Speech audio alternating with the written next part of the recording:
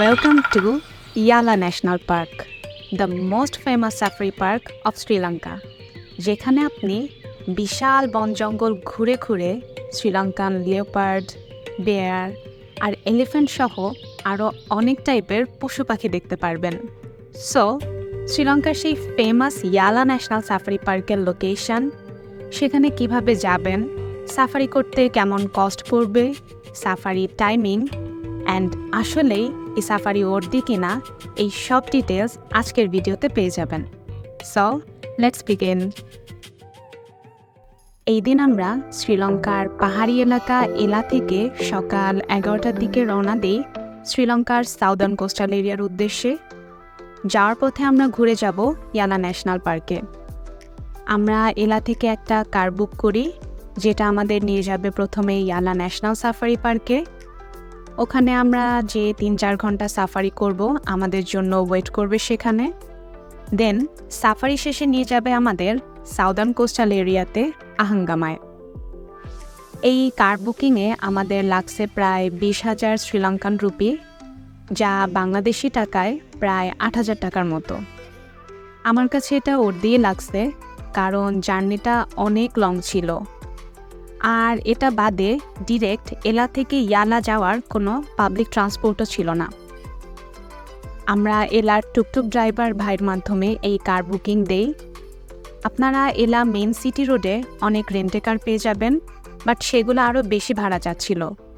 So আপনারা taxi বুকিংয়ের টাইমে কয়েকটা জায়গায় প্রাইস কম্পেয়ার করে এরপর বুকিং করলে বেটার হবে।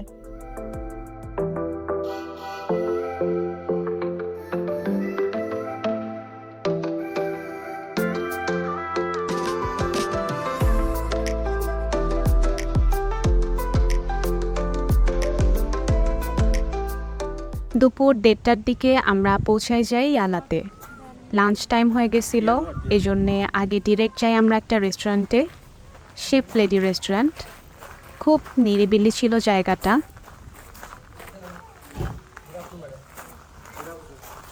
আরেকটা ব্যাপার ইন্টারেস্টিং লাগছে, ওদের মেনু এরকম হোয়াইট বোর্ডে লেখা। সো মেনু কার্ড হিসাবে এই 3টা হোয়াইট বোর্ড দিয়ে গেছে আমাদের সামনে। এখান থেকে খাবার চুজ করতেছিলাম। আর আগেই জিজ্ঞাসা করে নিয়েছিলাম ওদের ফুড হালাল। সো আমরা একটা চিকেন ফ্রাইড রাইস অর্ডার দিই। রাইসের চিকেনের পরিমাণ অনেক ছিল, সাথে মিক্সড ভেজিটেবলও ছিল। আমাদের দেশের মতো ওরা ফ্রাইড রাইসের সাথে কারি টাইপ কিছু খায় না, বাট সাথে ওরা একটা মরিচের আচার টাইপ দেয়। তো ওই আচার দিয়ে খাইতে খুব মজা লাগতেছিল। এরপর আমি একটা ম্যাঙ্গো জুস অর্ডার করি, ওইটা এভারেস্ট ছিল। সাফারি পার্কের ভিতরে রাইডের জন্যে আলাদা করে একটা জিপ কার বুক করতে হয়। আমরা যে কারে করে আসছি সেই ড্রাইভার ভাইকে দিয়ে একটা জিপ কার বুকিং দিয়ে নেই।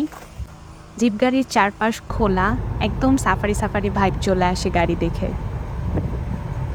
এই জিপ কারে করে রেস্টুরেন্ট থেকে ইয়ালা ন্যাশনাল সাফারি পার্কের মেইন এন্ট্রান্স পর্যন্ত যাব ফার্স্টে। ওখানে যেয়ে দেন টিকিট কেটে ভিতরে এন্ট্রি করতে পারবো।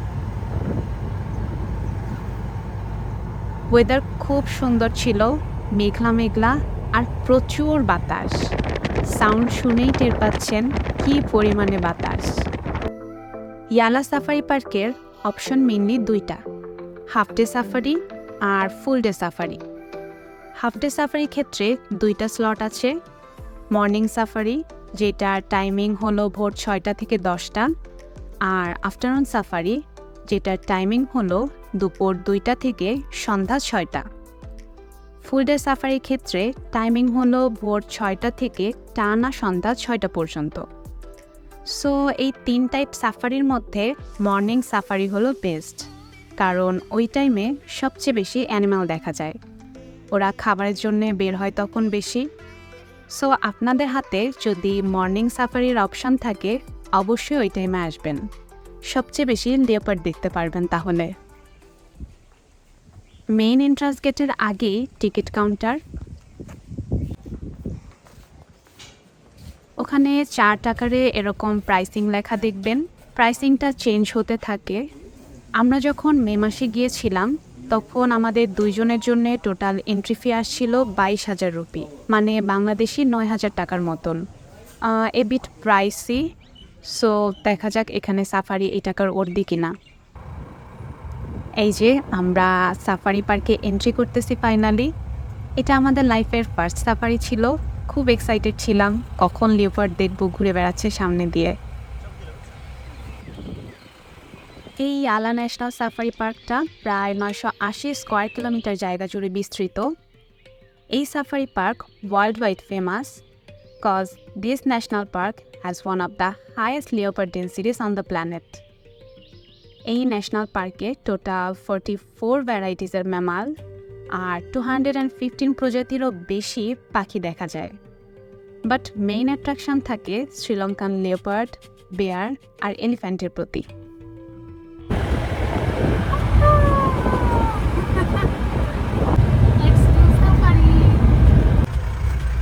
কিছু দূর যাইতেই আমরা হরিণ, এরপরে ওয়াইল্ড পিগ এগুলা দেখা শুরু করলাম।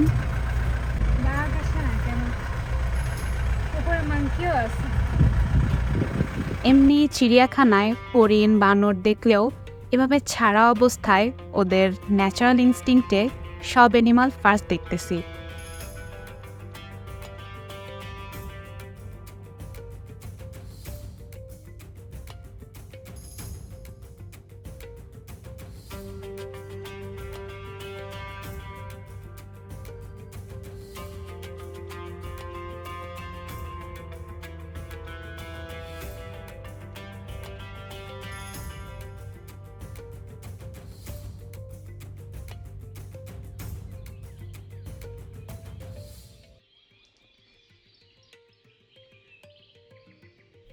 লিওপার্ড খুঁজতে খুঁজতে আগাচ্ছিলাম সামনে, আর এরকম একদম খোলা জিপকারে করে সাফারি করতে করতে সেই ছোটবেলার ডিসকভারি চ্যানেলের কথা মনে পড়তেছিল।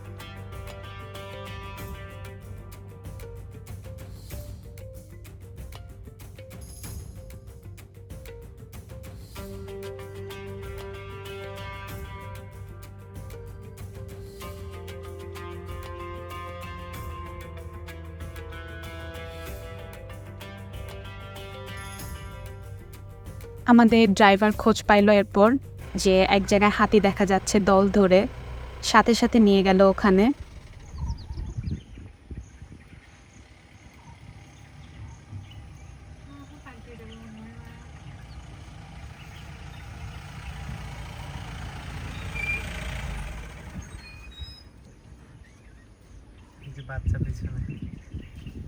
হাতিগুলা একদম আমাদের সামনে দিয়ে গেল।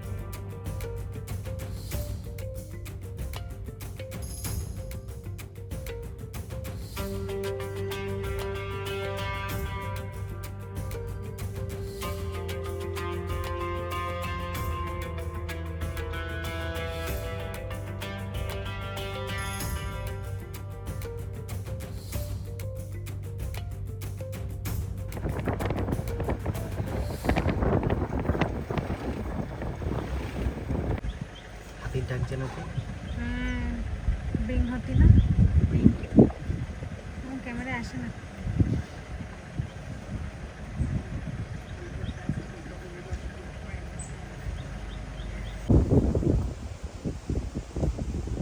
আমরা এখন লিওপার্ড দেখার জন্য দাঁড়াইছি এই প্লেসে নাকি বেশি দেখা যায় এই জন্য একসাথে 8-10টা গাড়ি ওয়েট করতেছে কখন আসবে আর কখন আমরা দেখব দেখা যাক দেখতে পাই কিনা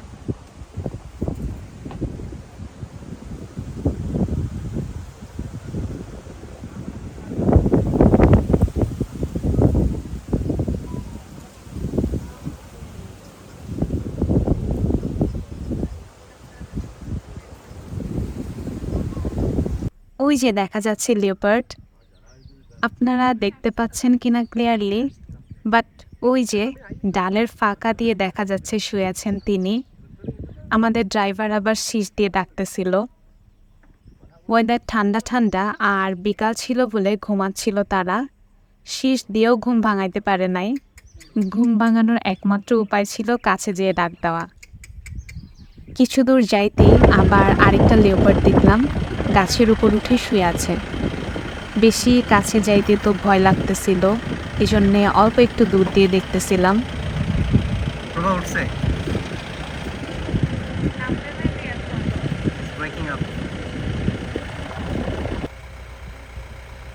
সো এরপর আবার চলা শুরু করলাম এরপর কিছু দূর যাইতেই দেখে একটা ভাল্লুক গাছের গুড়ি টাইপ কিছু একটা খাচ্ছে ডাকাডাকি শুরু করলাম ভাল্লুক এদিকে আয়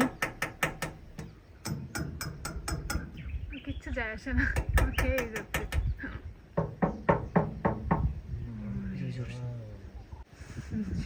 ধাবায় বললে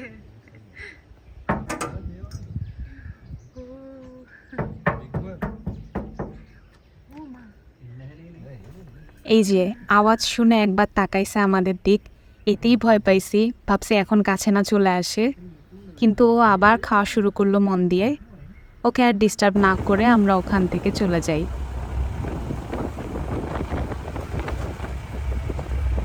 ফেরার পথেও আরও অনেক টাইপের অ্যানিমাল দেখতে পাইলাম আর ওয়েদার এত ভালো ছিল we are lucky actually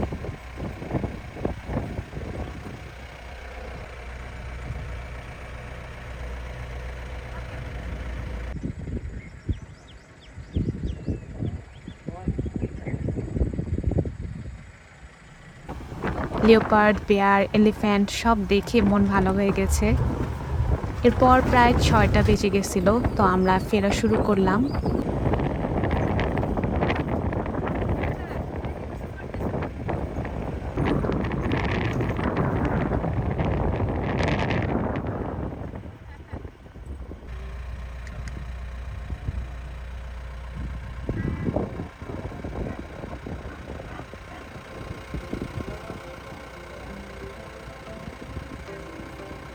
so শুরুতে ভাবতেছিলাম পার পারসন এন্ট্রি ফি 4,500 টাকা করে রাখতেছে বেশি হয়ে গেল কিনা বাট আমি বলবো this safari was worth every Penney শুধু জিপ কারে প্রাইসিং বেশি লাগছে বাট জিপ কারগুলা 6 পার্সনের জন্য মেইনলি সো গ্রুপে গেলে কস্ট অনেক কম পড়বে তখন আমাদের ড্রাইভার উল্টাপাল্টা বুঝাইছে যে কেউ গ্রুপে যাইতে যাবে না দুইজনই যাইতে হবে বাট আপনারা কাপল গেলেও ওখানে যে দেখবেন গ্রুপ পান কিনা তাহলে টোটাল জিপ কার সহই প্রাইসিং অনেক কম পড়বে এই ছিল আমাদের লাইফের first safari experience we enjoyed a lot এখন ডিরেক্ট চলে যাব আমরা আহাঙ্গামাতে সো নেক্সট ভিডিওতে আপনারা দেখতে পারবেন শ্রীলঙ্কার সাউদার্ন কোস্টাল এরিয়া এক্সপ্লোর করার এক্সপিরিয়েন্স টিল দেন আল্লাহ হাফেজ